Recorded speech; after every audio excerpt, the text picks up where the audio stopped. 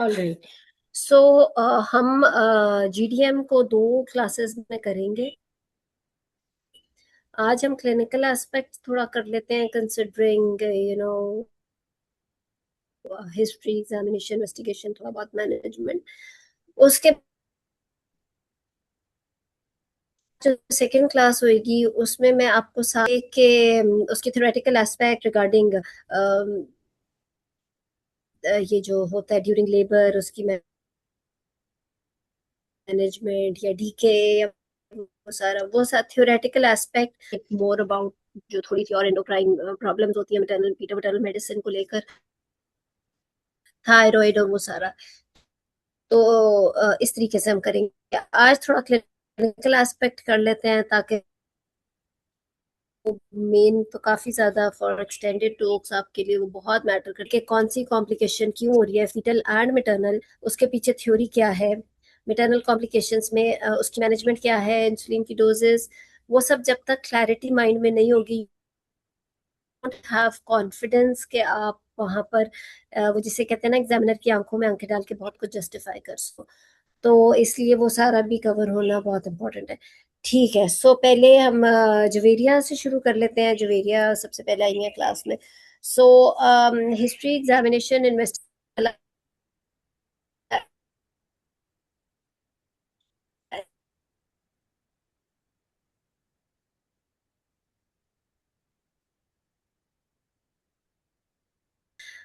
GDM से related वो discuss करना चाहते हो वो बता दो, वरना हम मैं आपको दे दूंगी। मैडम केसेस थे यस मैडम। मैडम।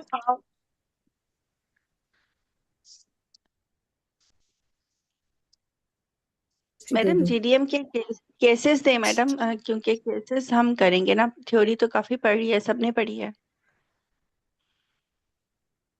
कौन बोल रही है? आसिया बोल रही है, मैडम जवेरिया बोल रही है? मैडम मैं बोल रही हूँ आसिया मैडम, मैं कह रही हूँ कि केसेस दीजिए मैडम, कि हम केस आपके साथ कर लें प्रेजेंट। यही बात हुई है। अभी मैंने यही बात की कि हम केस ही करेंगे। मुझे बताओ कोई केस है वो कर लें या मैं आपको दूं केस? मैडम आप दे दें केस। एक मिनट, मुझे लग रहा है थोड़ा सा इंटरनेट का प्रॉब्लम मैडम मैडम पता नहीं, है। शायद मेरे तरफ से हो रहा है, ये अ, सबको हो रहा है। मुझे आपकी आवाज ना आपको रुक आवाज रुक आ के रही है आ रही सबको है। मेरी? मैडम मुझे रुक रुक मैडम के आ रही आपके मैडम आपके नेट की तरफ से हो रहा है क्योंकि वो ट्रबल ठीक, हो रहा है। एक मिनट।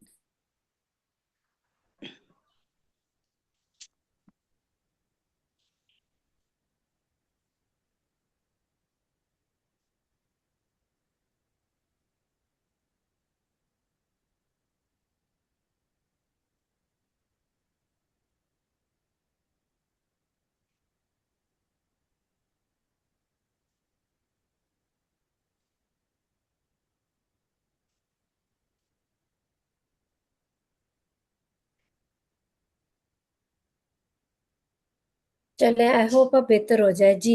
सो कोई केस है, क्विकली बता दें। मैडम केस ऐसा तो नहीं है, लेकिन ये है कि आप दे दें मैडम। ऑल राइट, वैसे आसिया मैडम के मेरे पास कोई पास भी केस है। है? मैडम है, मेरे पास है, मैं हाँ हाँ, बता बताएं। देती हूँ। ग्रेट। अ, हम्म। मैडम पेशेंट, मैडम पूरा केस बता दूं विद पॉजिटिव फाइंडिंग्स, या शुरू करूं शॉर्ट, कैसे करूं? पूरा बता दें जो आपके पास है। Madam, the patient is gravida third, para 2 plus 0, and she is married since 5 years. History of the GDM in the previous pregnancies, and now presented at 34 weeks. And she is non-compliant with her treatment with raised blood sugars, and on ultrasound, the baby weight greater than 4.5 kg. All right, बड़ा जबरदस्त case है। और as क्या patient की? Madam, age 35. और ये नहीं पता कि प्रीवियस नॉर्मल डिलीवरीज हैं, एसवीडीज हैं? मैडम प्रीवियस जो है वो इसकी वेरिएंट। SVDs है, history of dystocia in her last pregnancy, history of the dystocia in her last pregnancy, and ठीक है। the previous two normal deliveries, and both child were female. One was 1.5 year back, and other was 3 years back. Excellent, बहुत अच्छा case है। सो हम history examination Javeria से शुरू कर लेते हैं, मैनेजमेंट आसिया आप कर लेना, ठीक है जी। जवेरिया, केस आपको पता चल गया, स्टार्ट करें। जी madam. Madam as a short case करना है या शॉर्ट स्ट्रक्चर डिस्कशन करना है इसको? Structure discussion. ठीक है madam.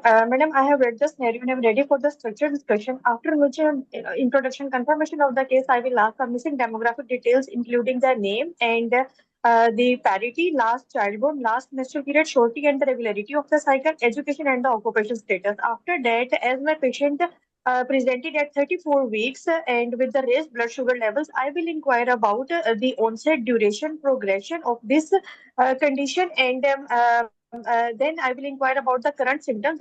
Is she experiencing any polyphagia, polydipsia, or the numbness in the hands and feet? As my patient is the known case, is having the gestational diabetes mellitus in the previous pregnancies, I will also briefly take the history of the related to the previous pregnancies. What was the mode of deliveries, time of deliveries, and the last childborn, the outcome of the babies, the weight of the babies, any complication during the previous deliveries, including the shoulder distortion, instrumental vaginal delivery, PPH, and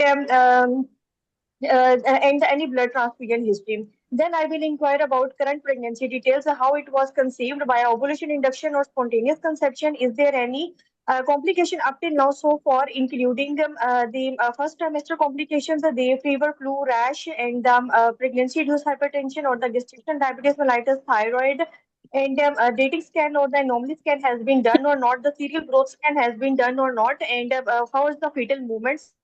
Is there any complaint of the burning micturition or the upper vaginal discharge?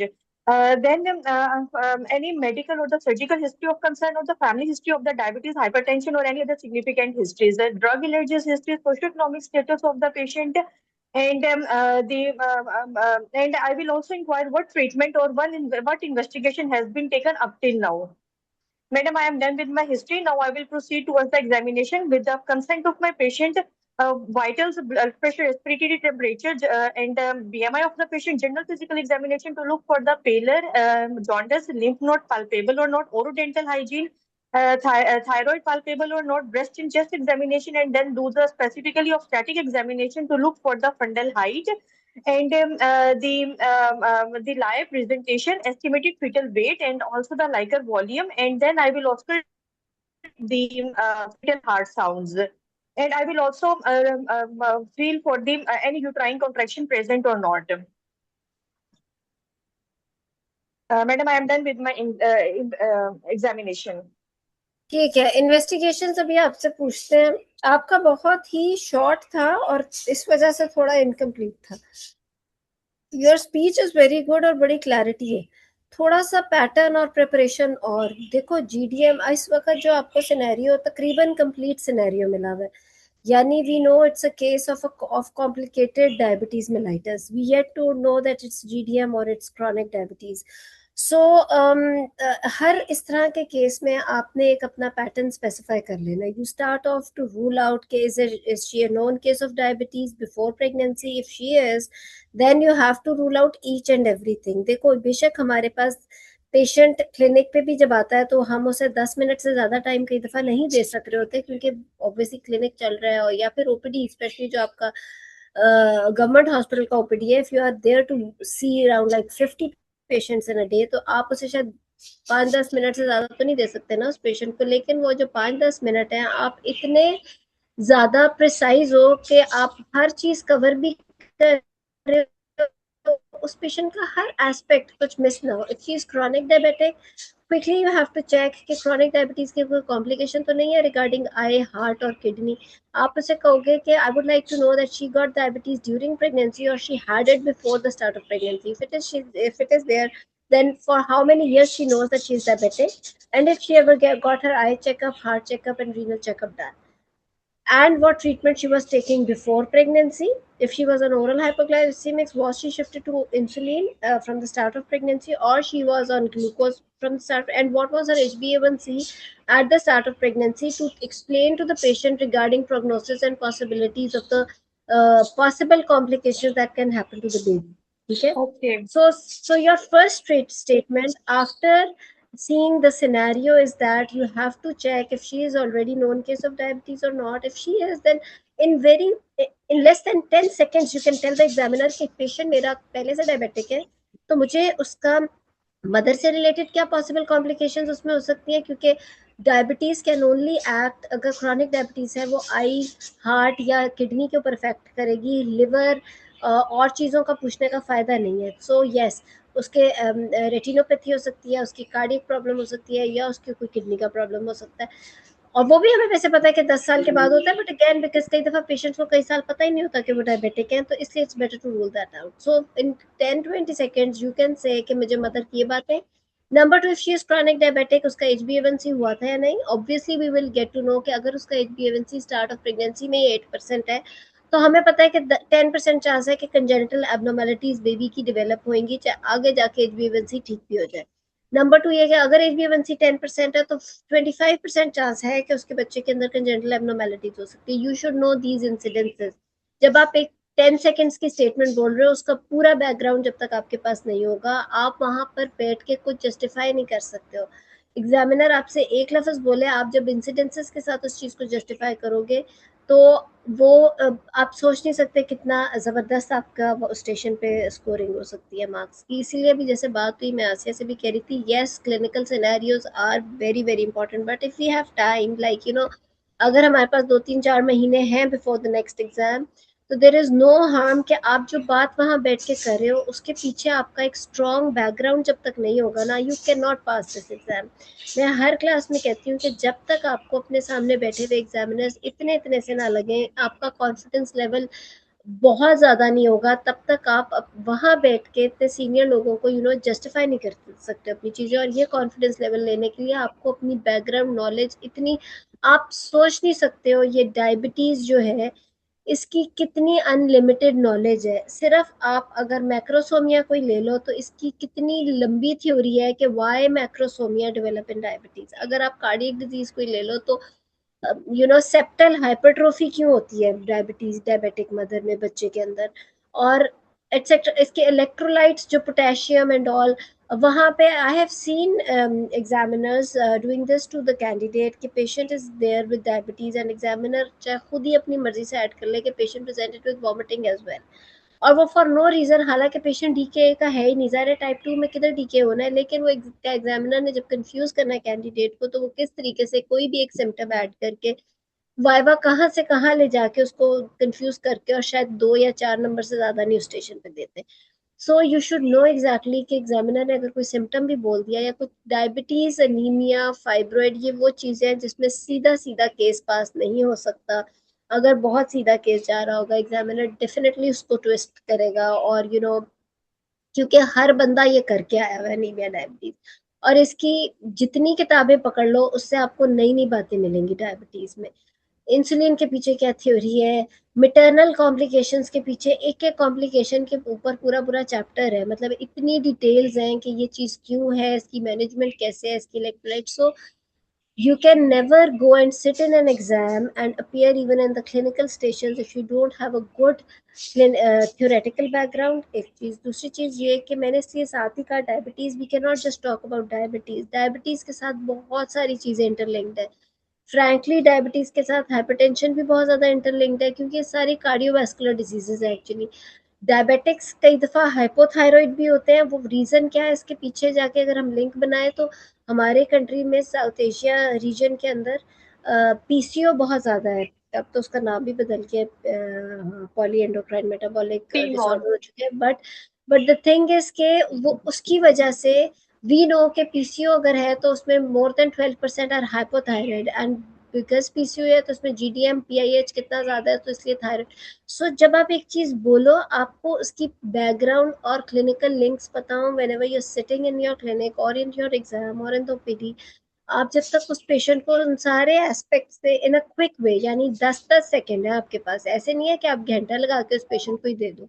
इसीलिए तो ये structured discussion, या फिर ये जो extended talk specially है, इसके times पहले होता था घंटे का वाइवा होता था एक पेशेंट के ऊपर, लेकिन अब उन्होंने 10-10 मिनट कर लिए, which is I think a very good thing, because इसमें आप हर वो चीज भी कवर करो in a quick way, because time तो नहीं है ना कि आप एक ही पेशेंट को सारा दे दो. तो इस वजह से, but you at the same time कोई इजी भी नहीं है कि आप कोई चीज़ मिस करो, तो फोकस्ड और प्रिसाइज होना बहुत ज़्यादा ज़रूरी है। ठीक है, सो गुड। सो मैं आपको कह रही थी कि पहली लाइन में 10 सेकंड में आपने ये चीज़ रूल आउट कर ली। उसके बाद जब आप अपनी एंटीनेटल हिस्ट्री शुरू कर रहे हो तो be a little more descriptive in a way. देखो, जब आप बोलने की प्रैक्टिस करो, नॉर्मली अगर इस तरह का हम स्ट्रक्चर डिस्कशन कर रहे हैं तो हमारे माइंड में ये है कि 10 मिनट में हमने इस पेशेंट का एक स्टेशन कवर करना है, यानी हिस्ट्री, एग्जामिनेशन, इन्वेस्टिगेशन, और अगला स्टेशन में जाके 10 मिनट में इसकी मैनेजमेंट डिस्कस हो जाएगी। तो अगर हम 10 मिनट्स में वो रखें तो तकरीबन 4 मिनट तो I think there is no harm कि हिस्ट्री, एग्जामिनेशन दोनों को एटलीस्ट दिया जाए। इफ नॉट 4 मिनट्स, 5 मिनट्स तो दिया जा सकता है कि उससे अगले 5 मिनट में इन्वेस्टिगेशन डिस्कस हो जाए, या 6 मिनट्स। तो इसलिए आप एक अच्छी इलैबोरेटेड हिस्ट्री पूरी बोलो तो वो बेहतर है, जिसके अंदर अब आप एंटीनेटल हिस्ट्री में जो हम एक बेसलाइन हिस्ट्री करते हैं starting from the first trimester, वो सारा आपकी हिस्ट्री ऑफ प्रेजेंटिंग इलनेस का स्टार्ट ही हुआ पॉलीडिप्सिया, पॉलीयूरिया और उन सब चीज़ों से। मेरा ये ख्याल है कि पॉलीडिप्सिया, पॉलीयूरिया से ज़्यादा इंपॉर्टेंट था कि वो क्रॉनिक डायबिटिक है या नहीं, और जब उसने कंसीव किया तब शुगर लेवल्स का क्या स्टेटस था, और उस और मदर की अपनी क्लिनिकल हेल्थ का क्या स्टेटस था। If she is a case of GDM तो हम उसकी एंटीनेटल हिस्ट्री जब शुरू कर रहे हैं तो तब तक तो पॉलीयूरिया, पॉलीडिप्सिया नहीं होगा ना फर्स्ट ट्राइमेस्टर में, जब तक उसका जीडीएम डेवलप नहीं हुआ। तो फर्स्ट ट्राइमेस्टर की कंप्लीट हिस्ट्री करके फॉलिक एसिड ली या नहीं ली, डेटिंग स्कैन हुआ या नहीं हुआ, नोजिया, वॉमिटिंग और फीवर, रैश की हिस्ट्री लेके, उसके बाद सेकेंड ट्राइमेस्टर से कि नॉर्मली स्कैन हुआ या नहीं हुआ, एंड देन उसका शुगर लेवल्स का कब पता चला, कैसे पता चला, और वो सारा कुछ। और उसके बाद आप polyuria, you know, better not to use medical terms, they sound very irritating very frankly. Instead अगर आप पेशेंट की लैंग्वेज के वर्ड्स अपनी हिस्ट्री को डिस्क्राइब करते हुए भी बोलो, जैसा कि increased frequency of micturition या urination and more thirst, delayed wound healing, तो वो चीज़ें थोड़ी सी बेहतर लगती हैं। तो अगर वो बोल लो तो बेहतर है। सो उस तरीके से उसके बाद आपने इसी तरह third trimester and now the sugar levels are deranged, वो आपने पूछना है। एंड इन सब बातों में बहुत इंपॉर्टेंट ये है क्योंकि हमें सिनेरियो में दिया गया कि 4.5 kg का बेबी, सो उसकी डेट्स को बार बार कंफर्म करना। She can be case of wrong for dates. Is she really at 34 weeks, क्या पता वो 38 वीक्स पे हो। You know, dates are so important क्योंकि आपने इसका डिलीवरी प्लान अकॉर्डिंगली बनाना है। सो 4.5 kg at 34 weeks is the biggest, you know, nightmare for obstetrician to get at 34 weeks, क्योंकि IUD can happen at any time। ये चीज़ आपके mind में होनी चाहिए जब भी आप इस तरह का पेशेंट देखो। और सबसे पहले आपने ये चीज़ काउंसल करनी होती है पेशेंट को कि 34 वीक्स श्योर ऑफ डेट्स अगर पेशेंट आई है और उसका बेबी 4.5 kg का है तो शी शुड नो कि शायद कल ही IUD हो जाए। इस तरीके से आपने उसे काउंसल करना है कि इतने बुरे हालात हैं, now I will try my best कि हम इसको सही तरह लेके चले। इट्स नॉट ओनली कि मैक्रोसोमी और वो डिलीवर कैसे होगा और कब होगा, इससे ज़्यादा इंपॉर्टेंट ये बात है कि IUD हो जानी है उसकी कुछ दिनों, क्योंकि मैक्रो इतना ज़्यादा शुगर ख़राब है कि 34 वीक्स में 4.5 kg है, तो वो बच्चे के अंदर अल्लाह जाने और क्या क्या कुछ डेवलप हो चुके हैं। और इतनी ज़्यादा बुरी शुगर लेवल्स में तो IUD के बहुत चांसेस हैं। तो इस तरीके से आपने उसको काउंसल ज़रूर कर देना है। तो उसके बाद जब आप फर्स्ट सेकंड थर्ड ट्राइमेस्टर का, then you at the same time in history not only आपने ये maternal complications regarding thirst, delayed wound healing, वो सारा, एंड देन फीटल कॉम्प्लिकेशंस तो हो ही गई, इन मैक्रोसोमिया तो है, चलो पॉली की भी और एनोमलीज का भी पूछ लिया। But at the same time आपने एक maternal, you know, IQ level भी असेस करना होता है कि how much he already knows कि शुगर उसके लिए क्या कर रही है, and is she a compliant patient in a way that is she going to come back to you or you have to keep her in the hospital till delivery। या फिर number 3 ये कि is she aware of the fact कि उसकी diet क्या होनी चाहिए, उसकी एक्सरसाइज, नॉट ओनली डायरेक्टली कि वो ट्रीटमेंट क्या ले रही है। Diabetes in pregnancy always begins from exercise and diet and oral hypoglycaemics and then insulin. जब आप हिस्ट्री भी लो पेशेंट से इसी सीक्वेंस में पूछे, जब आप मैनेज करें तो इसी इसी सीक्वेंस में मैनेज करें। So never go directly. देखो बात यही है, मैं आपको बार बार कहती हूँ कि डायबिटीज ये वो टॉपिक्स हैं जिसमें कोई पास नहीं होता, मतलब एग्जामिनर वहाँ आपको पास ही नहीं करने बैठे हुए इन टॉपिक्स पे खास तौर पे, क्योंकि ये वो टॉपिक्स है जो आपने हर पेशेंट में एनकाउंटर करना है। वहाँ अगर उनके 13 कैंडिडेट्स आ रहे हैं तो they know every candidate is going to be tomorrow, it's going to be an in charge of the ward, you know, कल को व्हेन यू गेट इंशाल्लाह FCPS degree, you will be leading the ward. आप उस पूरे day को lead करोगे, और उस डे में कोई 5-6 मरीज तो आप डायबिटिक जरूर निकालोगे, या ऑलरेडी एडमिटेड, या OPD में, या इमरजेंसी में, और आप you have to be extraordinary in that.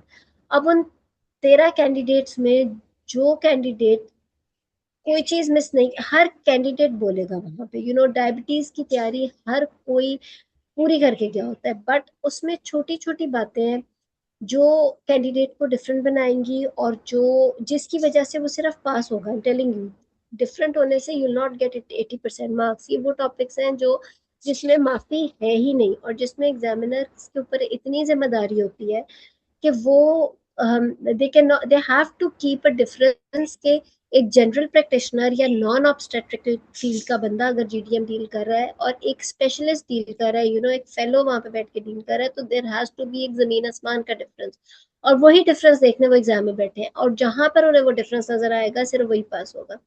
So when you talk about treating a GDM, or when you talk about asking in history, आपका हिस्ट्री का पैटर्न, जिस तरीके से आप पेशेंट से सवाल कर रहे हो, जिस जिस प्रायोरिटी वाइज आपके क्वेश्चन चल रहे हैं, हर चीज वहां एग्जामिनर नोट कर रहे हैं। अगर वहां पर कोई कैंडिडेट बात कर रहा है कि patient is non compliant and is not taking insulin, but the candidate has not talked about diet, exercise, overall hypoglycaemics before talking directly about the treatment, तो वो एक GP है, वो एक जनरल प्रैक्टिशनर का लेवल है। एक फेलो इंसुलिन और ट्रीटमेंट पे तब आएगा जब उसे पता है कि उसका पेशेंट मीठा नहीं खा रहा, उसके पेशेंट को इतनी अवेयरनेस है कि उसकी डाइट क्या है, उसको इतनी अवेयरनेस है कि उसकी एक्सरसाइज या वॉक शॉक की क्या इंपॉर्टेंस है, वो ओरल हाइपोग्लाइसीमिक्स में कंप्लायंट है और उसको इतनी अवेयरनेस है, और फिर वो बात कर रहे हैं इंसुलिन। नो आइडिया कि वो पास क्यों नहीं हुए, हालांकि वो कहते हैं कि पेशेंट ठीक ठाक ही रहा। Why was like all right. Mostly जब आप इस तरह के केसेस में एग्जामिनर्स क्या करते हैं, when a candidate is not going up to their standard, तो वो खुद उस केस को इतना बिगाड़ देते हैं कि बात कहाँ से कहाँ निकल जाती है। जैसा कि मैंने आपसे कहा कि एग्जामिनर ने खुद ही ऐड कर दिया पेशेंट के अंदर वॉमिटिंग, और जानबूझ के कैंडिडेट को कंफ्यूज करके DKA की तरफ केस ले गए, हालांकि वो टाइप 2 डायबिटीज था। और जब वाइवा खत्म होने लगा तो उन्होंने कहा कि आपको क्या लगता है टाइप 2 डायबिटिक्स में कितना DKA होता है, और तब एग्जामिनर कैंडिडेट को पता चला कि एग्जामिनर खुद डिस्कशन वाले के गया था और मैं भी डिस्कस करता रहा, और obviously the case didn't go well. So और एट द सेम टाइम मैं कहूँगी ये वो स्टेशन हैं, डायबिटीज, एनीमिया, और hypertension, fibroid, infertility, UV prolapse, ये वो स्टेशन हैं जिसमें आपने 80% की तैयारी करके जानी है, बल्कि शायद 70% आपके आ जाए, ताकि एटलीस्ट आपका वो ना हो। एटलीस्ट जो बुरे स्टेशन हैं उसके मार्क्स भी इन्हीं स्टेशन में कवर करना है, क्योंकि मुझे ऐसे लगता है कि वो स्टेशन हैं जिसमें मैं कहती हूँ कि आधा पेपर आउट हुआ।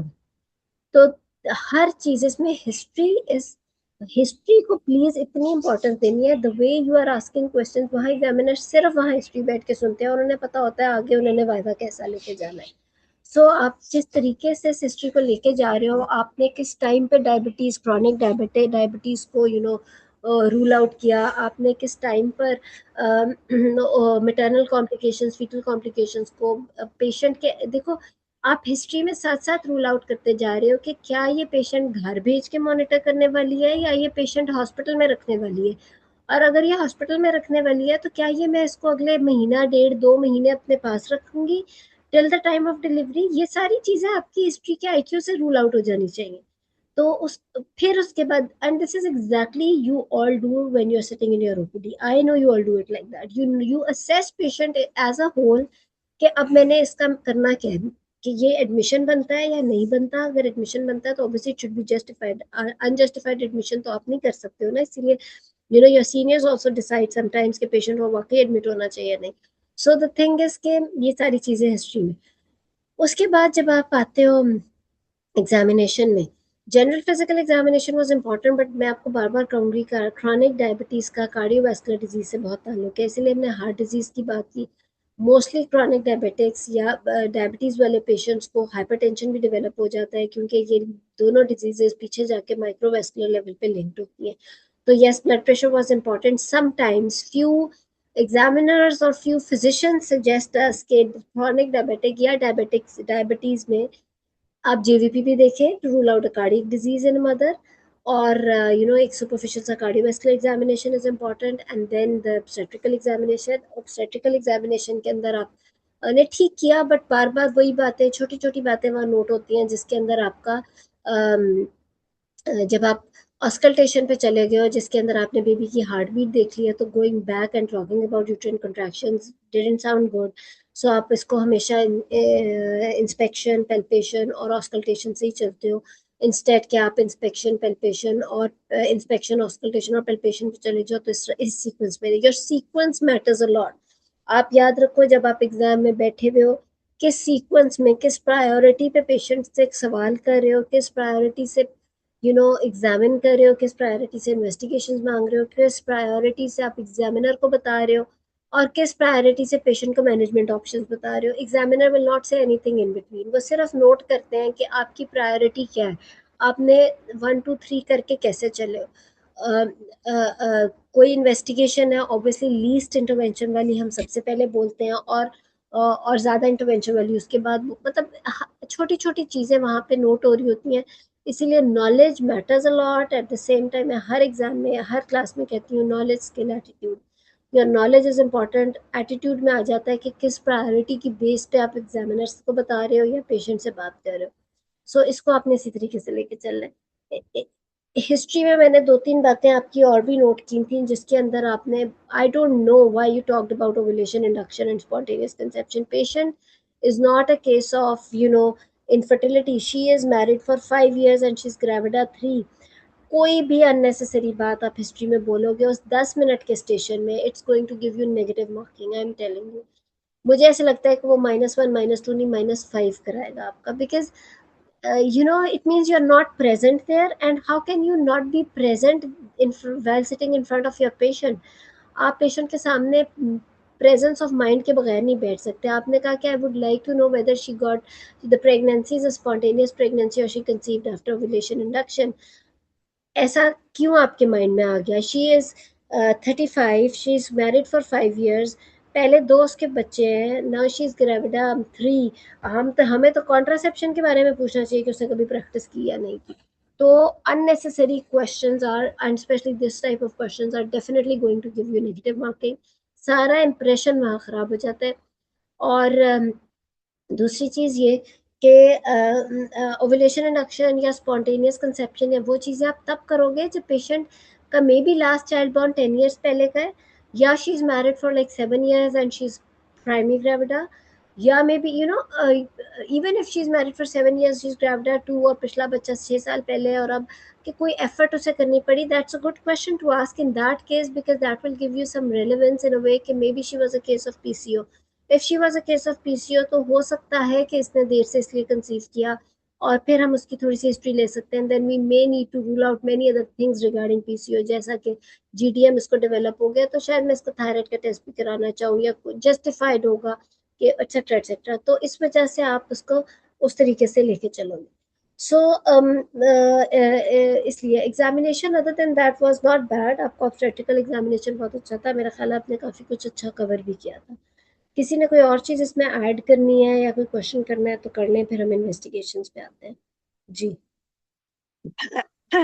मैडम इसमें जो है वो हम इसकी जो हिस्ट्री में उसकी प्रीवियस इन्वेस्टिगेशंस में जब हम उसको इंक्वायर करेंगे तो हम इसका उससे पूछेंगे कि whether any recent echocardiography and a fundoscopy and the recent renal functional test, and if she have any reports of that.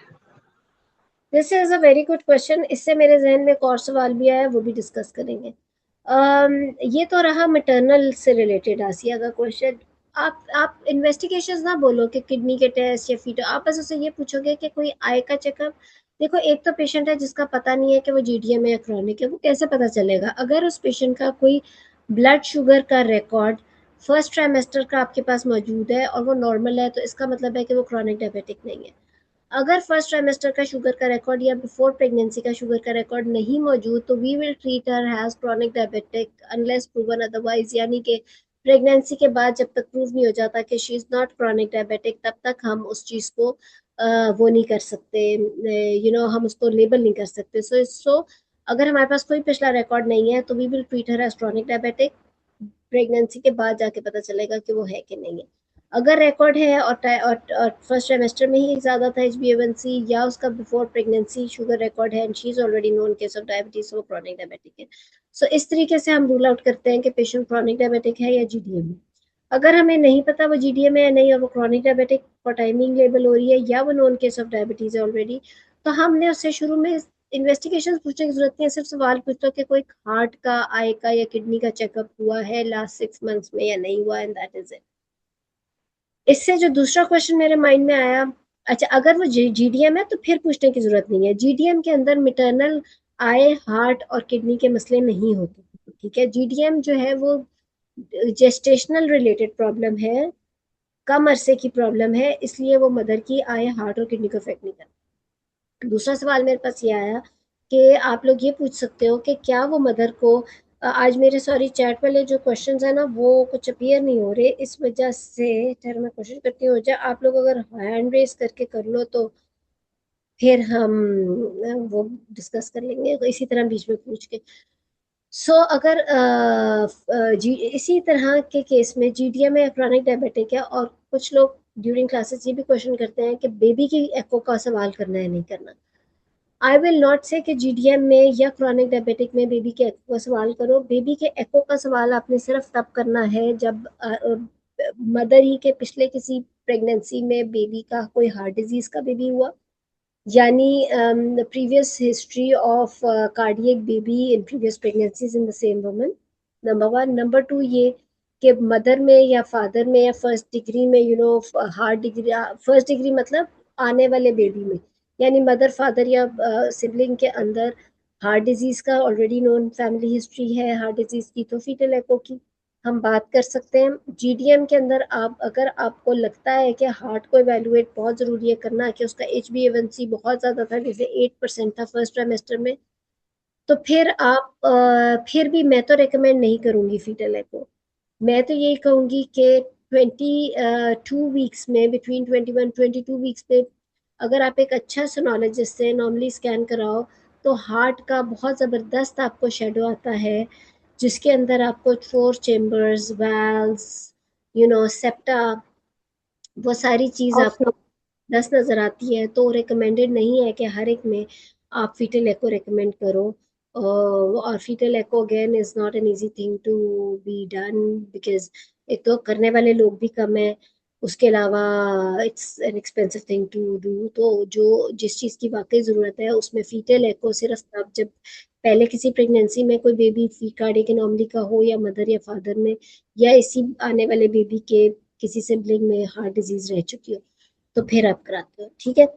ये चीज। और कोई क्वेश्चन? पर मैडम हम तो हिस्ट्री में पेशेंट से जनरली पूछते हैं ना कि अभी तक कोई टेस्ट हुए हैं आपके या फिर कोई ट्रीटमेंट आपने ली है, मतलब स्पेसिफाई करके नहीं, पूछेंगे कि हिस्ट्री HbA1c में हुआ। आपने जनरली नहीं पूछना। There is nothing general in history, you have to be very very precise. भाई कौन से टेस्ट हुए? आप कहोगे क्या आपके बेबी का कोई एबनॉर्मेलिटी का टेस्ट हुआ है? फीटल एको अगर आपको चाहिए तो आप पूछोगे कि बेबी का फीटल एको, जो आपको चाहिए सिर्फ वो सवाल। अब पेशेंट कोलेस्ट्रॉल लेवल्स करा के आपको कहना शुरू कर दे मेरे कोलेस्ट्रॉल के टेस्ट हुए थे, ये हुआ, तो भाई हमने क्या करना कोलेस्ट्रॉल का? पेशेंट का पता नहीं किसी ने कुछ और करा लिया। आपने सिर्फ वो सवाल हिस्ट्री में, अगर आपने इन्वेस्टिगेशंस पूछनी है ना तो सिर्फ वो पूछनी है जो आपके लिए मैटर करती है।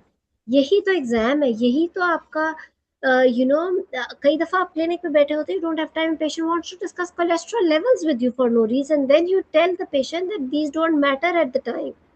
मुझे जो मैटर कर रहा है फंडोस्कोपी मैटर कर रही है, may be your ECG and may be your kidney test if you are chronic diabetic. हमें तो इस वक्त LFTs भी इतने मैटर नहीं कर रहे, ठीक है ना। तो सवाल वही पूछना है जो आपको चाहिए। You don't need to ask about fetal echo if you don't need it. आपने एग्जामिनर को यही तो बताना है कि आपको एग्जैक्टली पता है आपकी मैनेजमेंट किस पे डिपेंड कर रही है। और आपने ये नहीं कहना अभी तक कोई ट्रीटमेंट, आपने पूछना है क्या ले रही हो, खाने में क्या खाती हो, पता है ना मीठा नहीं लेना, पता है ना चावल नहीं खाने, पता है कि व्हाइट ब्रेड नहीं लेनी, कितना चल फिर लेती हो दिन में, ओरल हाइपो कोई दवाई ले रही हो या टीके लगा रही हो, थिंग्स लाइक दैट। बेबी के लंग मेच्योरिटी का कभी कोई टीका लगा नहीं लगा, इस तरह की बातें जो सिर्फ आपको मैटर करती हैं। अननेसेसरी सवाल, अननेसेसरी मैनेजमेंट डिस्कस करना बिल्कुल आपके उसमें नहीं जाएगा फेवर में, ठीक है। ठीक है madam, thank you so much. So be very focused, very precise, not only in exam, in your clinical practice also, in the OPDs also. Unnecessary बातें नहीं करनी भाई। कोलेस्ट्रॉल किसी का, एलडीएल किसी की, ऐसे ऐसे टेस्ट हुए होते हैं, आप हैरान रह जाते हो। आजकल लैब सारी जो प्राइवेट लैब्स हैं उन्होंने डिफरेंट डील्स दी हुई हैं। हम पेशेंट को सीबीसी के लिए भेजते हैं, पेशेंट वापस आता है, पता नहीं क्या क्या टेस्ट कराए होते हैं, बंदा हैरान रह जाता है कि आपने ये प्रेगनेंसी में पता नहीं क्या डील्स दी होती है, रुबेला भी करा लें, फलाना करा लें। भाई मैटर ही नहीं कर रहा, रुबेला क्यों करा लें, हमें पता है आईजीजी पॉजिटिव आना है। सो आपने अननेसेसरी बातें नहीं पूछनी है अपने पेशेंट से, ठीक है। अस्सलाम वालेकुम मैडम। वालेकुम सलाम जी। जी मैडम, मैंने एक क्वेश्चन पूछना था कि जिस तरह ओपीडी में मेरे पास एक पेशेंट आई थी, उसका 32 वीक्स थे, और मैडम उसका ना मतलब उसको पेशेंट को मालूम नहीं था कि उसको क्रॉनिक डायबिटीज है ना। मतलब वो तो प्रेगनेंसी में ही आई तो हमें पता लगा कि उसको शुगर है, और उसका फर्स्ट ही विजिट था मेरे पास 32 पे। पहले उसने कोई वर्कअप ठीक नहीं है। कराया हुआ, कुछ भी नहीं कराया हुआ। जब मैंने उसका अल्ट्रासाउंड, मतलब मुझे अल्ट्रासाउंड पे लाकर उसका बहुत ज्यादा लग रहा था, जब मैंने उसका रिपीट करवाया ना रेडियोलॉजिस्ट से, तो उन्होंने दिया 26 सेंटीमीटर AFI। हम्म। हम्म। तो मैडम इस पेशेंट का मैं आपसे ये पूछना चाह रही थी, एक तो इसकी प्रीशियस प्रेगनेंसी है, पहले इसके 2 लॉसेस हैं, एक इसका अलाइव बेबी बॉय है, लेकिन उसके बाद जो है वो टर्म की प्रेगनेंसीज ही इसकी लॉस है। तो मैं ये पूछना चाह रही थी आपसे कि इसकी डिलीवरी कब प्लान करें और कैसे इसको लेके चलें आगे फर्दर।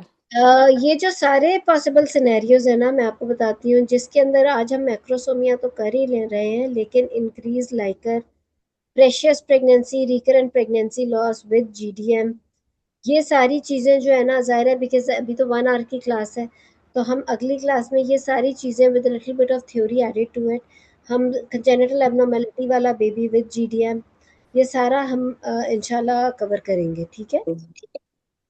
सही है मैडम। यार और- इसके साथ बड़ा लिंक्ड है, हम्म। जीटीएम के साथ, और ये वाली कॉम्प्लिकेशंस इंशाल्लाह, ठीक है। तो जी और मैडम चलिए। आपसे थैंक यू भी बोलना था कि मेरा एग्जाम पास हो गए, अल्लाह का शुक्र है। मैं वाह, बस ये मुबारक। क्वेश्चन पूछने के लिए क्लास में आई थी।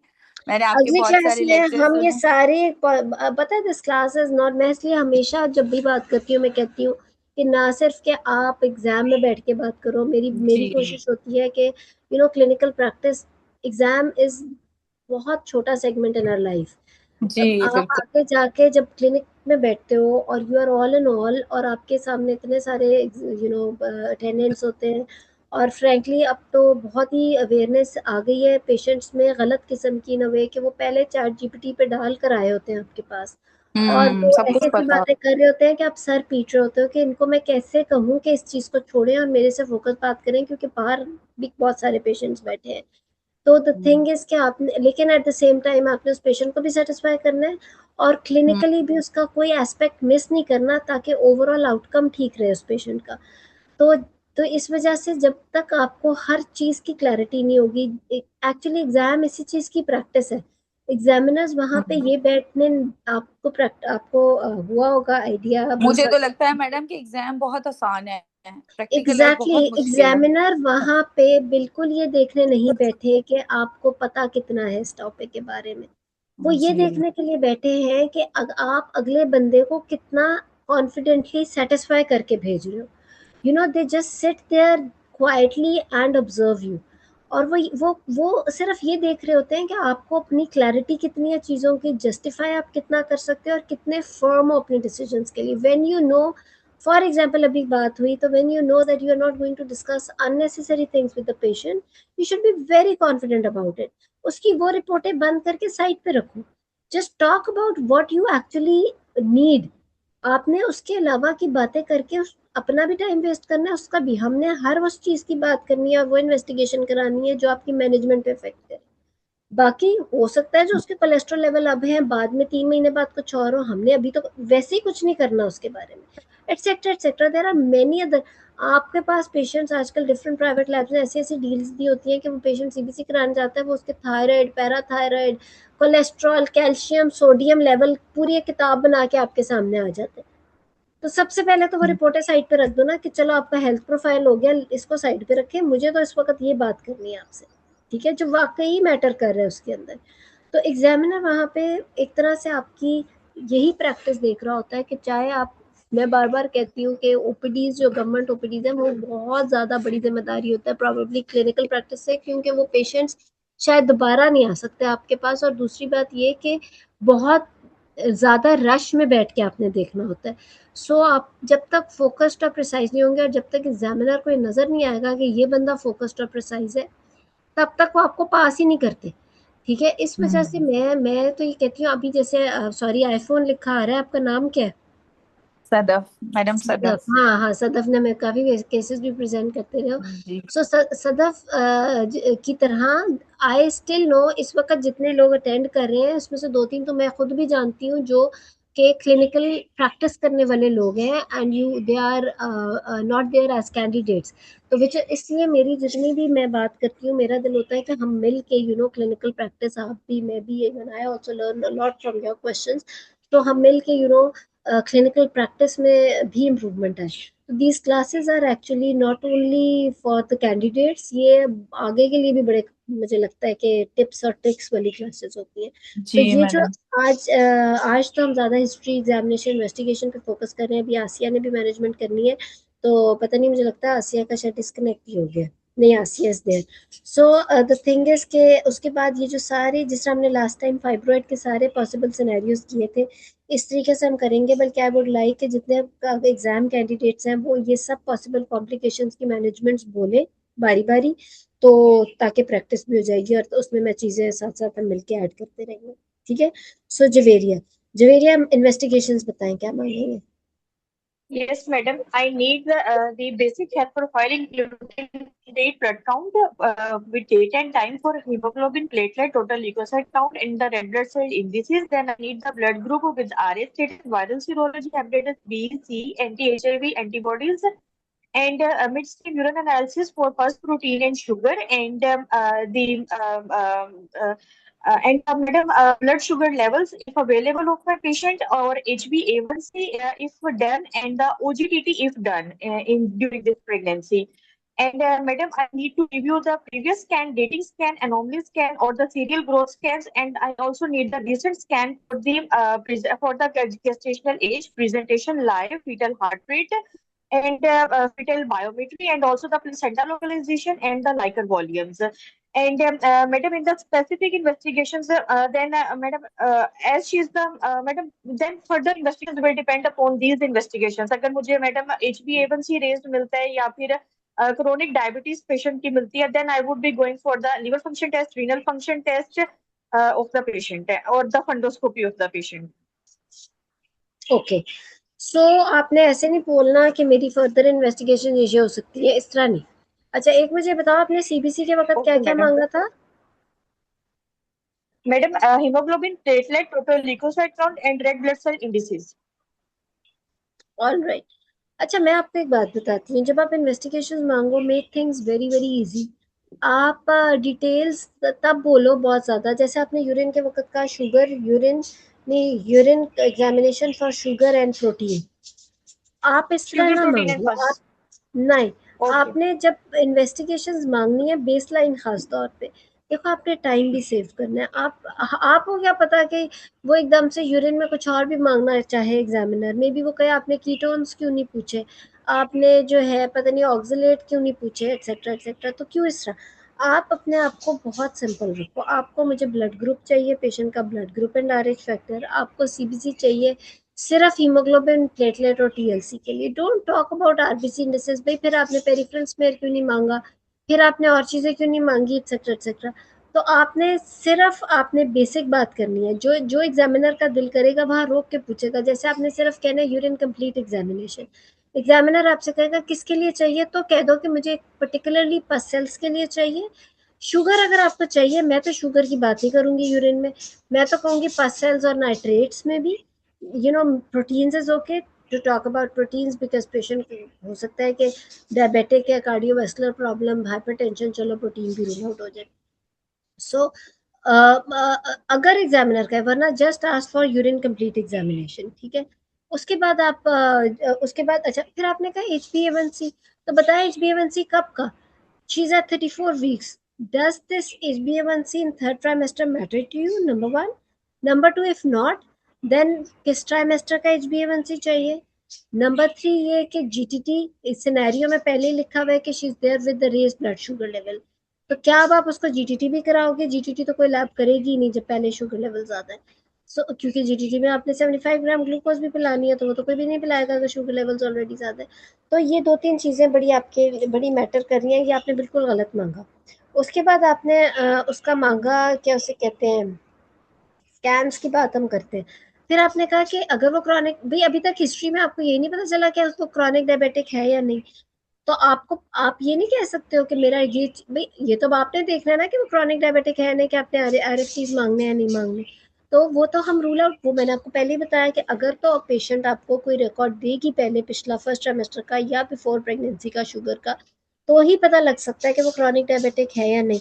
तो अगर तो रिकॉर्ड नहीं है तो we will treat her as chronic diabetic unless proven otherwise. यानी कि अगर उसका कोई प्रीवियस रिकॉर्ड नहीं है तो आप उसके RFTs, फेंडोस्कोपी, ECG मांग लो.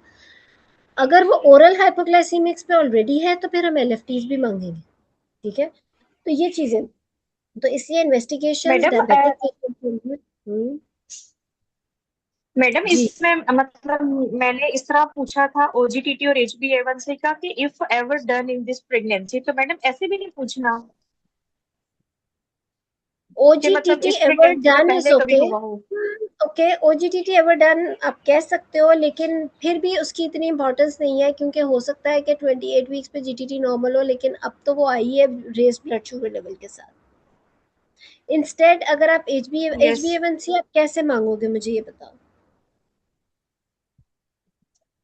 Madam, as she is having the previous gestational diabetes mellitus, इसलिए दैट्स व्हाई मैंने उसका HbA1c मांगा था कि अगर प्री किस वक्त प्रेगनेंसी का? हुआ हो या फिर at the start of the pregnancy हो. Madam in the first trimester तो का ये आपने बोला या ही नहीं. फिर आपने कहा प्रायर टू द HbA1c और प्रेगनेंसी. GTT ever done. आपने कहा है यस HbA1c मैडम, और मैंने GTT यस एवर डन. तो ऐसे नहीं आपने, क्योंकि जब आप बोल यस रही थी मैडम मैं ना साथ साथ लिख रही हूँ ठीक. एक्चुअली सारी बातें, क्योंकि यस ये मैडम, बहुत यस इंपॉर्टेंट है यस मैडम, सिस्टम. मैंने ऐसे ही कहा था. हाँ, तो अब HbA1c और GTT ऐसे नहीं बोलना, आपने बोलना है HbA1c और फर्स्ट ट्राइमेस्टर इन पर्टिकुलर. उससे एग्जामिनर कहेगा कि why first trimester, why not अभी वाला. आप कहोगे कि अभी वाला तो मेरी मैनेजमेंट को अफेक्ट ही नहीं कर रहा, और दूसरा ये कि कोई इतना ज्यादा सेंसिटिविटी नहीं है HbA1c की in third trimester. First trimester वाला इसलिए क्योंकि अगर वो ज्यादा है तो I can explain to the patient के कितने % चांस है नॉर्मलीज का, ठीक है ना. ओके तो इसलिए HbA1c मैडम, फर्स्ट एक ट्राइमेस्टर चीज की मुझे बहुत और है. डिस्कस करनी थी. जी. मैडम, जिस तरह मेरा अपना केस था कि मेरा OGTT 28 वीक्स के ऊपर नॉर्मल आया था, लेकिन फिर मैडम आफ्टर 30 वीक्स ना मेरे जो ब्लड शुगर लेवल्स थे ना वो रेज होना स्टार्ट हो गए थे, और फिर HbA1c मैंने करवाया तो वो मेरा रेज आया था. तो मैडम मैं भी हम्म. उस टाइम ये कंफ्यूज थी कि OGTT मेरा नॉर्मल था लेकिन फिर HbA1c मेरा रेज था. थर्ड ट्राइमेस्टर ऐसे HbA1c भी का कोई वैल्यू नहीं है. उसमें फिर यही होता है कि जो इस वक्त की शुगर लेवल्स है ना, देखो ये जो GDM है ना, it's a little tricky thing. इसलिए कहते हैं कि GDM ऑब्स्टेट्रिशियन से बेहतर शायद कोई समझ नहीं सकता. आप मल्टी डिसिप्लिनरी टीम इन्वॉल्व करते हो, आप डायबिटोलॉजिस्ट भी इन्वॉल्व करते हो, डाइटिशियन भी इन्वॉल्व करते हो, लेकिन शुगर लेवल्स बेबी को जाके और मदर के साथ क्या कर रही है आहिस्ता आहिस्ता, वो ऑब्स्टेट्रिशियन ज्यादा नहीं समझ सकता, क्योंकि ये GDM क्रॉनिक डायबिटिक वाला है नहीं. और इसके अंदर मदर पूरा दिन भी भूखी रहेगी तो शुगर बढ़ सकती है, क्योंकि it's related to pregnancy. It's not the type of diabetes, it's not type 2 diabetes वाली डायबिटीज जो वो हो. तो इसलिए इसके अंदर, और एट द सेम टाइम हमने भूखा तो रखना नहीं मदर को, हमने उसको कार्बोहाइड्रेट, प्रोटीन, फैट के पोर्शंस देने हैं. उसके अंदर हमारी कैलोरी इनटेक मदर की जो होनी चाहिए, सारी मैनेजमेंट हमने अगले इंशाल्लाह क्लास में बहुत डिटेल में हम करेंगे. तो वो सारी चीज़ें कितनी मैटर करती हैं. तो द थिंग इज के हमने साथ साथ उसको कार्बोहाइड्रेट भी देनी है, लेकिन हमने शुगर भी ठीक रखनी है, और शुगर ठीक होनी भी नहीं है, क्योंकि वो जैसे जैसे वीक्स बढ़ने हैं वो खराब होगी शुगर. इसलिए अगर किसी के अंदर 28 वीक्स पे GTT नॉर्मल आ गया है तो नो डाउट कि वो ठीक तो है, लेकिन उसकी भी शुगर लेवल आगे जाके थोड़ी बहुत बढ़ सकती है. और थर्ड ट्राइमेस्टर में हीमोडायनेमिक्स मदर के अंदर ऐसे होते हैं कि HbA1c की वैल्यू की सेंसिटिविटी बहुत कम हो जाती है, इसलिए हम थर्ड ट्राइमेस्टर HbA1c को इतना इंपॉर्टेंस नहीं देते। इंस्टेड हम कहते हैं कि अभी के शुगर लेवल्स करें, चाहे 6 लेवल्स करें, जो भी करें, और उसके मुताबिक हम इंसुलिन या जो भी ट्रीटमेंट सेट करें। So the thing is कि recent levels are the most important levels in the third trimester particularly. और शुरू वाले जो फर्स्ट ट्राइमेस्टर वाला HbA1c है वो तो डिटर्मिन करता है कि मदर शुरू से किस तरह से डायबिटिक थी, और आगे जाके बेबी की जो, क्योंकि फर्स्ट ट्राइमेस्टर में तो पूरे बेबी ने बनना है, और वो ऑलरेडी अगर हाइपरग्लाइसीमिया स्टेट में बन रहा है बेबी, तो उसके अंदर एबनॉर्मेलिटीज़ के बहुत ज़्यादा चांसेस हो जाते हैं। तो इसलिए आपने जब इन्वेस्टिगेशंस मांगनी है GDM के केस के अंदर, तो बेसलाइन तो मैंने आपको बता दिया कि आपने ब्लड ग्रुप, सीबीसी, सीबीसी के अंदर आपने सिर्फ हीमोग्लोबिन, TLC, प्लेटलेट, उसके बाद आपने वायरल मार्कर्स जिसके अंदर hepatitis B surface antigen, anti-HCV और anti-HIV मांग लिया, और उसके बाद आपने यूरिन कंप्लीट, सिर्फ यूरिन कंप्लीट बोले, अगर वो आगे से पूछे तो कहीं पस सेल्स, नाइट्रेट्स और कीटो, इसके अंदर सिर्फ आप प्रोटीन बोले, अगर वो और बात करें जैसे अगर पस सेल्स दे दें तो नाइट्रेट्स की बात कर लें। और उसके बाद आप शुगर लेवल में आप कहेंगे पेशेंट ऑलरेडी एडमिटेड है, तो मुझे अभी रिसेंट वाले 6 लेवल्स चाहिए और at the time of admission के चाहिए कि जब वो एडमिट हुई थी तो शुगर लेवल्स क्या थे और अब क्या है, ताकि आपको पता चले कि इन बिटवीन उसकी क्या मैनेजमेंट हुई और उससे कोई फर्क भी पड़ा या नहीं, और कितने बुरे डी रेंज लेवल्स के साथ वो एडमिट हुई थी। उसके बाद आपने उसका HbA1c ऑफ फर्स्ट ट्राइमेस्टर मांग लें ताकि आप बता सकें कि उसकी पॉसिबल प्रोग्नोसिस बेबी का क्या है। और फिर scans are very very important, क्योंकि आपने उसकी डेट्स को रिकन्फर्म भी करना है, तो डेटिंग स्कैन इज इंपॉर्टेंट, उसका anomaly scan is very important. इस तरह के पेशेंट के अंदर नॉर्मली जिसमें प्रीवियस भी डायबिटीज की हिस्ट्री रही हो, शोल्डर डिस्ट्रोफिया की हिस्ट्री हो, इट इज रिकमेंडेड कि 28 वीक्स पे एक डॉपलर और डिटेल स्कैन और 32 वीक्स पे एक डॉपलर और डिटेल स्कैन बहुत इंपॉर्टेंट है, क्योंकि ऐसे पेशेंट्स के अंदर IUGR भी इवन हो सकता है। सो आपने पूछना है कि 28 वीक्स पे जो स्कैन हुआ था उसमें क्या बेबी का वेट और प्लेसेंटल डायनामिक्स और सारा लाइकर वगैरह था, और अब तो खैर 34 वीक्स का स्कैन तो हमें मिला ही हुआ है जिसमें ऑलरेडी काम काफी बिगड़ा हुआ है। 4.5 आई थिंक, यस, कितना बेबी का 4.5 kg का वेट था।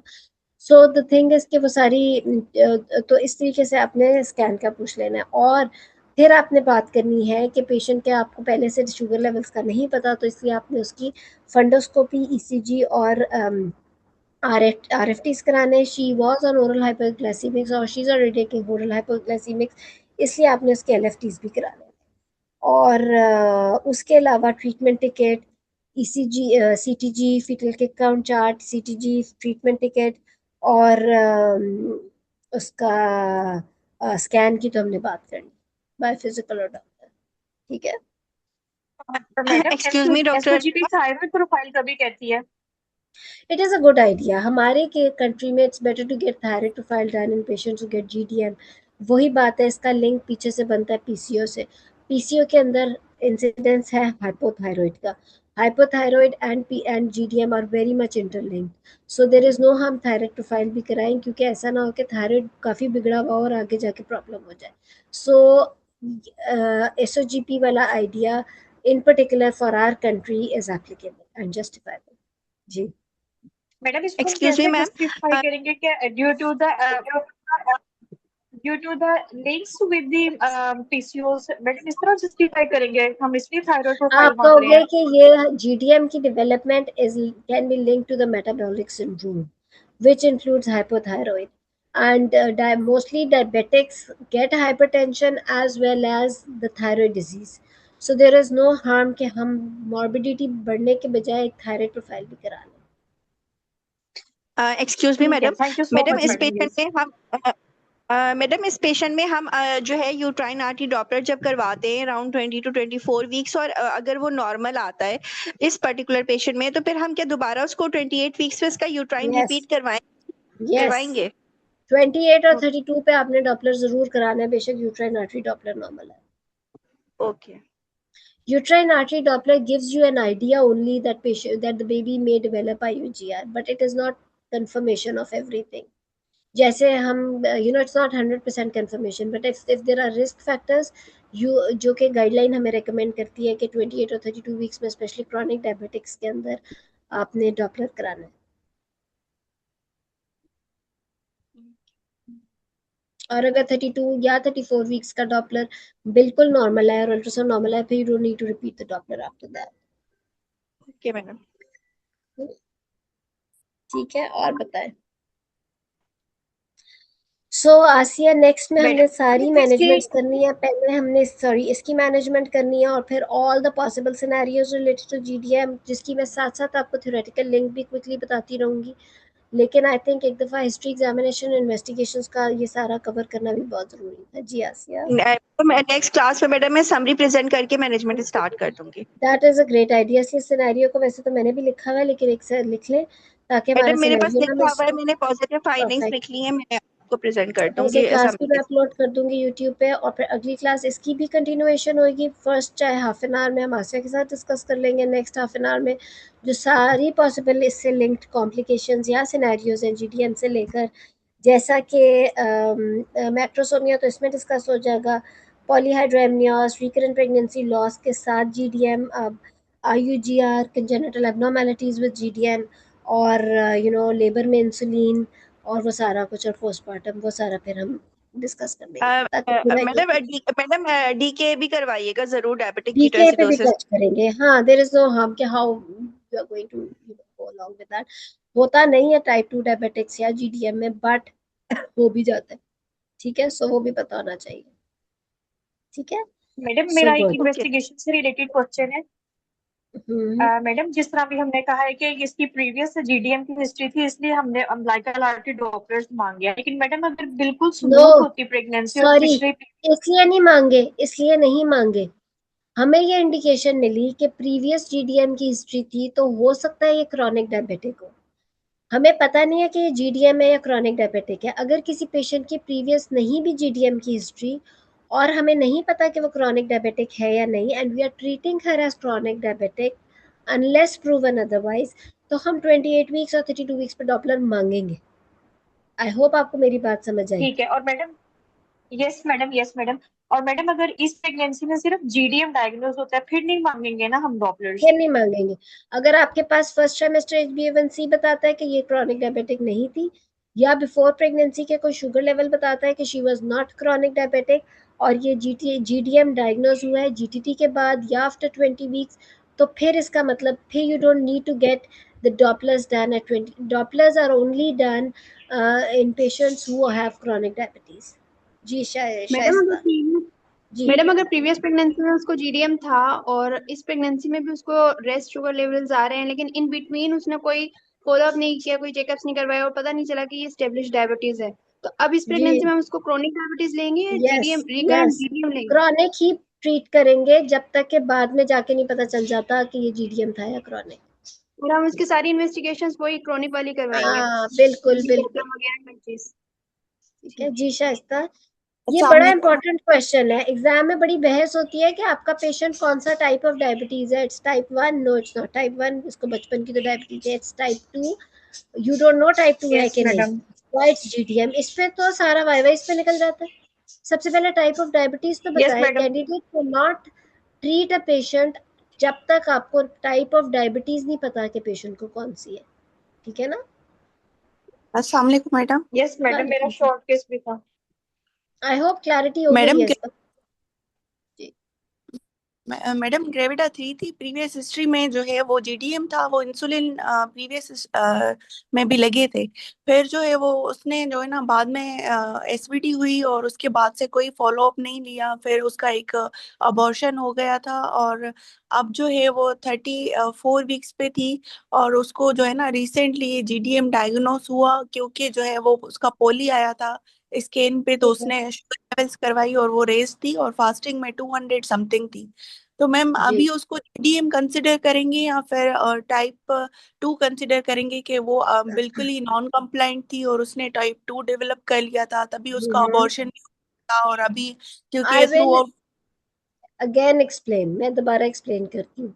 अगर इसी पेशेंट को लेकर, अगर इस पेशेंट का कोई आपको डॉक्यूमेंटेड शुगर लेवल वो बताती है या दिखाती है कि प्रेगनेंसी से पहले उसका फास्टिंग हुआ था जो 100 से कम था, या उसका फर्स्ट ट्राइमेस्टर में HbA1c हुआ था जो कि 5.5 से कम था, तो इसका मतलब ये है कि वो क्रॉनिक डायबिटिक नहीं है बल्कि वो GDM ही है, और इसलिए आप इस पेशेंट को GDM ही लेबल करोगे और इसके RFTs, फंडोस्कोपी, ECG और 28 वीक्स पे डॉपलर नहीं कराओगे। अगर यही पेशेंट है जो कि पहले इन सब चीज़ों से सफ़र किया उसने, उसके बाद उसने चेकअप्स नहीं कराए, उसका कोई प्रेगनेंसी से पहले का शुगर लेवल मौजूद नहीं है, और या फर्स्ट ट्राइमेस्टर का HbA1c भी मौजूद नहीं है, और यू हैव नो आइडिया कि वो बिफोर प्रेगनेंसी उसका क्या स्टेटस है शुगर का, और अब वो इस वक्त आपके पास after 20 weeks raised sugar level के साथ आई है या कोई कॉम्प्लिकेशन ऑफ डायबिटीज़ के साथ आई है, जैसे कि इंक्रीज लाइकर या कोई चीज़, तो you will label her as chronic diabetic. Pregnancy आप उसको क्रॉनिक डायबिटिक ही लेके चलोगे, यानी कि उसके आप RFTs, हार्ट, सब कुछ कराओगे, आप उसका 28 वीक्स पे डॉपलर कराओगे, आप उसका 32 वीक्स पे डॉपलर कराओगे। फिर जब उसका बेबी हो जाएगा तो उसके बाद आप 40 डेज के बाद उसका आप या तो फास्टिंग या HbA1c इनमें से कोई एक चीज़ कराओगे। अगर तो वो रेज्ड आता है तो she will be labelled as chronic diabetic. अगर वो लेवल इसका ठीक आ जाता है तो इसका मतलब है कि वो GDM था, क्रॉनिक डायबिटिक नहीं था। फिर आप उसको बताओगे कि वो GDM था, लेकिन तब तक आप उसको क्रॉनिक डायबिटिक ही लेके चलोगे जब तक के 40 days after pregnancy sugar level हमें नहीं बता देता कि ये GDM था या टाइप 2 डायबिटीज था। आई होप अब समझ आ गई। मैडम अगर वो 34 वीक से 4.5 kg बेबी के साथ आई है मैक्रोसोमिया के साथ, तो फिर अब हम उसका RFT और डॉपलर करवाएंगे, Yes. क्योंकि अगर उसका IUD आपके पास पहला विजिट है और आपको उससे पहले का कुछ नहीं पता कि वो टाइप 2 डायबिटीज है या वो GDM है, तो आप उसके सारे टेस्ट कराओगे? मैम उसके सारे टेस्ट नहीं किए हुए थे पहले से, और टाइप 2 मैंने बोला तो वो एग्जामिनर सेटिस्फाई नहीं हो रही थी, शायद आपने इसी उसको तरह सेटिस्फाई करना ना, जैसे मैंने आपको बताया, आपने कहना कि I don't have any previous record of her blood sugar levels regarding before pregnancy और in the first trimester, so I don't know if she is type 2 diabetes or she is GDM, and if she is having type 2 diabetes then I ma'am have to check recent the पे फिर pending। अगर जो उनका fasting raise आ रहा है तो फिर उस पे अगर कुछ लेबल नहीं कर सकते कि टाइप 2 है, क्योंकि रिसेंट उसका नहीं, फास्टिंग 200 से भी ऊपर फास्टिंग तो था। GDM में भी ज्यादा आएगा, जी मैम। फास्टिंग से कैसे आप लेबल करोगे? जी मैम। ठीक है ना, तो आपने जी यही मैम। कहना है कि मुझे 40 डेज आफ्टर प्रेगनेंसी में क्लियर होगा कि वो वाकई टाइप 2 डायबिटीज है या GDM है, तब तक तो मैं इसको टाइप 2 डायबिटीज ही लेके चलूंगी, जी मैम। जब तक कि मुझे आफ्टर प्रेगनेंसी पता नहीं चल जाता। और अगर आफ्टर प्रेगनेंसी उसका रेज्ड ही लेवल्स आते हैं तो मैं ज़ाहिर है डायबिटोलॉजिस्ट को रेफ़र कर दूंगी, क्योंकि अब तो प्रेगनेंसी का काम ख़त्म, अब वो डील करें। और अगर उसके ठीक आते हैं नॉर्मल्स, तो I will explain to her कि शी हैड जेस्टेशनल डायबिटीज़ और अगली प्रेगनेंसी में इतने % चांस है कि उसको दोबारा जेस्टेशनल डायबिटीज़ होगी, और इतने % चांस है कि 40 ईयर के बाद उसको टाइप 2 डायबिटीज़ होगी, इसलिए उसने अपना लाइफस्टाइल ऐसे रखना है। मैडम मैक्रोसोमिया रिवर्स हो सकता है, जैसे मेरी पॉलीहाइड्रोमियोस स्टेटमेंट रिवर्स हो ऐसी हो जाता रही है? है, क्या चीज रिवर्स मैडम होनी है? मैक्रोसोमिया रिवर्स हो जाता है, जैसे पॉलीहाइड्रोमियोस को हम वेट तो आप रिवर्स कर बच्चे का सकते हैं? कम नहीं करा सकते, 4.5 kg से वजन कम नहीं करा सकते, लेकिन अब से आगे और ना बढ़े ये जरूर कर सकते हो। मैडम नेक्स्ट क्लास में ये परसेंटेजेस पे काइंडली डिस्कस करिएगा सब कुछ कि करेंगे इंशाल्लाह, मैं आपको सारी वो भी बताऊंगी, और हम इसकी सारी मैनेजमेंट और डिटेल में, और आपके सारे क्वेश्चंस भी इंशाल्लाह। ठीक है, सो नेक्स्ट इंशाल्लाह। थर्सडे को इंशाल्लाह 9 to 10 क्लास होगी। ठीक है, और ठीक आई है, वुड लाइक थैंक कि यू जो सो डिफरेंट मच। है उसकी मैनेजमेंट्स फिर आप लोग बोलना एक एक करके इंशाल्लाह। ठीक है, ठीक है चलो, मैडम, ठीक है madam, yes madam, thank you so much madam. Thank you madam. Welcome. Thank you madam. Allah Hafiz madam.